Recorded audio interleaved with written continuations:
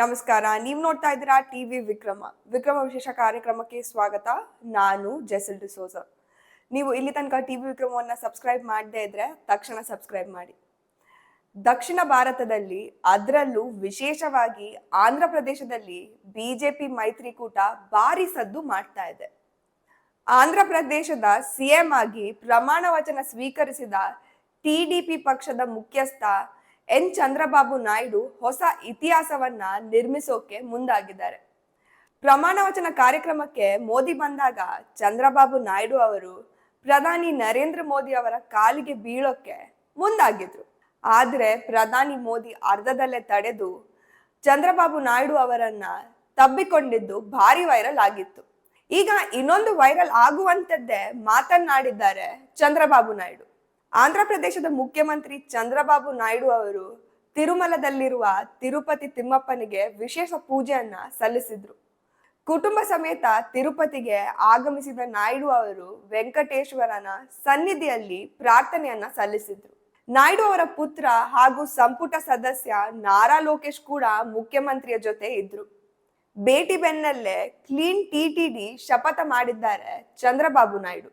ಅನ್ಯ ಧರ್ಮೀಯರಿಗೆ ಆಡಳಿತ ಮಂಡಳಿಯಲ್ಲಿ ಅವಕಾಶ ನೀಡಲಾಗ್ತಾ ಇದೆ ಅನ್ನುವ ಆರೋಪಗಳಿಂದ ವಿವಾದಕ್ಕೆ ಒಳಗಾಗಿತ್ತು ತಿರುಮಲ ತಿರುಪತಿ ದೇವಸ್ಥಾನ. ಈಗ ಟಿಟಿಡಿಯನ್ನ ಸ್ವಚ್ಛಗೊಳಿಸೋದಾಗಿ ಆಂಧ್ರ ಪ್ರದೇಶದ ನೂತನ ಮುಖ್ಯಮಂತ್ರಿ ಚಂದ್ರಬಾಬು ನಾಯ್ಡು ಅವರು ಹೇಳಿದ್ದಾರೆ.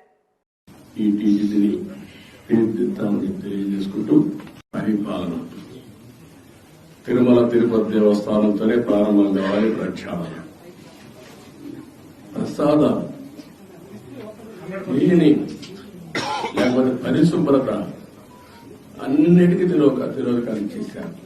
తిరుమల ఒక పవిత్రమైన దివ్యక్షేత్రం.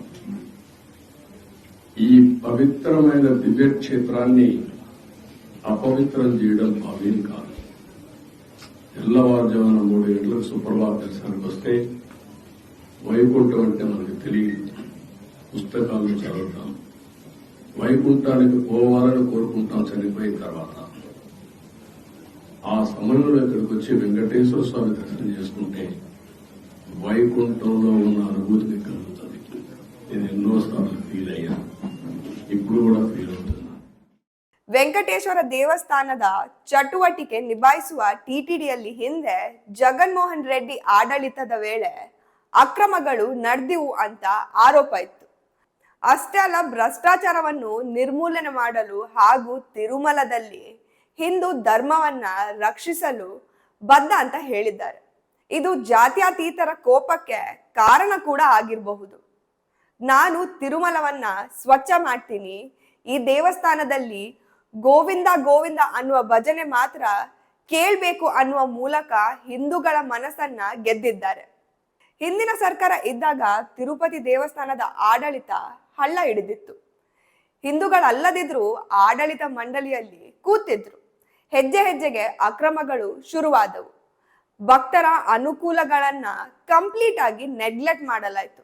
ಆದ್ರೆ ಈಗ ಅದನ್ನೆಲ್ಲ ಸರಿಪಡಿಸೋದಾಗಿ ಭರವಸೆಯನ್ನ ಚಂದ್ರಬಾಬು ನಾಯ್ಡು ಅವರು ಕೊಟ್ಟಿದ್ದಾರೆ. ವಕ್ಫ್ ಮಂಡಳಿಯಲ್ಲಿ ವರದರಾಜ್ ಅನ್ನೋರು ಇರಲ್ಲ, ಕ್ರಿಶ್ಚಿಯನ್ ಸಂಸ್ಥೆಗಳಲ್ಲಿ ಕೃಷ್ಣ ಅನ್ನೋರು ಕೂಡ ಸಿಗಲ್ಲ. ಆದ್ರೆ ಹಿಂದೂ ದೇವಸ್ಥಾನದ ಆಡಳಿತ ಮಂಡಳಿಯಲ್ಲಿ ಮಾತ್ರ ಎಲ್ಲಾ ಧರ್ಮದವರು ಇರ್ಬೇಕಂತೆ. ಇದು ಸೆಕ್ಯುಲರ್ ಲಾಜಿಕ್. ಇದೇ ಲಾಜಿಕ್ ಇಂದ ದೇಶದಲ್ಲಿ ಅನೇಕ ಸಮಸ್ಯೆಗಳು ಹುಟ್ಟಿಕೊಂಡಿರೋದು. ವೆಂಕಟೇಶ್ವರ ದೇವರನ್ನ ನಂಬದ ಜನರಿಗೆ ಯಾಕೆ ವೆಂಕಟೇಶ್ವರ ದೇವಸ್ಥಾನದ ಆಡಳಿತ ಮಂಡಳಿ ಬೇಕು? ಹಿಂದೂ ದೇವರನ್ನ ಗೌರವಿಸಿದ ಜನರಿಗೆ ಯಾಕೆ ದೇವಸ್ಥಾನದ ಲಾಭದ ಮೇಲೆ ಕಣ್ಣು? ಚಂದ್ರಬಾಬು ನಾಯ್ಡು ಅವರು ನುಡಿದಂತೆ ನಡೆದ್ರೆ ತುಂಬಾ ಖುಷಿಯ ವಿಚಾರ. ತಿರುಪತಿಯಲ್ಲಿ ಒಂದೇ ಅಲ್ಲ, ಭಾರತದ ಎಲ್ಲಾ ದೇವಸ್ಥಾನಗಳಲ್ಲೂ ಈ ರೂಲ್ಸ್ ಬರ್ಬೇಕಿದೆ. ಮಂದಿರಗಳು ಜಾತ್ಯತೀತತೆ ಸಾರೋ ಜಾಗವಲ್ಲ. ಇನ್ಫ್ಯಾಕ್ಟ್ ದೇವಸ್ಥಾನಗಳಕ್ಕಿಂತ ಸೆಕ್ಯುಲರ್ ಜಾಗ ಇನ್ನೊಂದಿಲ್ಲ. ಎಲ್ಲೇ ಹೋದ್ರೂ ಎಲ್ಲರಿಗೂ ಅನ್ನ ಪ್ರಸಾದ ಸಿಗುತ್ತೆ. ಅಲ್ಲಿ ನಿಮ್ಮ ಧರ್ಮ ಯಾವುದು ಅಂತ ಯಾರು ಕೇಳೋದಿಲ್ಲ. ಆಧಾರ್ ಕಾರ್ಡ್ ನೋಡಿ ಒಳಗೆ ಬಿಡೋದಿಲ್ಲ. ಸರ್ವೇ ಜನ ಸುಖಿನೋ ಭವಂತು ಅನ್ನೋದನ್ನ ದೇವಸ್ಥಾನಗಳು ಹೇಳುತ್ತೆ. ಇದು ಜಾತ್ಯತೀತರಿಗೆ ಅರ್ಥ ಆಗೋದ್ರಲ್ಲಿ ತುಂಬಾ ಕಷ್ಟ ಇದೆ. ಟಿವಿ ವಿಕ್ರಮ, ದೇಶ ನಿಮ್ಮ ಕೈಯಲ್ಲಿ. ಈ ಕಾರ್ಯಕ್ರಮ ನಿಮಗೆ ಇಷ್ಟ ಆಗಿದ್ದಲ್ಲಿ ಲೈಕ್, ಶೇರ್ ಹಾಗೂ ಕಮೆಂಟ್ ಮಾಡಿ. ಟಿವಿ ವಿಕ್ರಮದ ಕಾರ್ಯಕ್ರಮಗಳನ್ನು ನಿರಂತರವಾಗಿ ವೀಕ್ಷಿಸಲು ಸಬ್ಸ್ಕ್ರೈಬ್ ಮಾಡಿ, ಬೆಲ್ ಐಕನ್ ಒತ್ತಿ.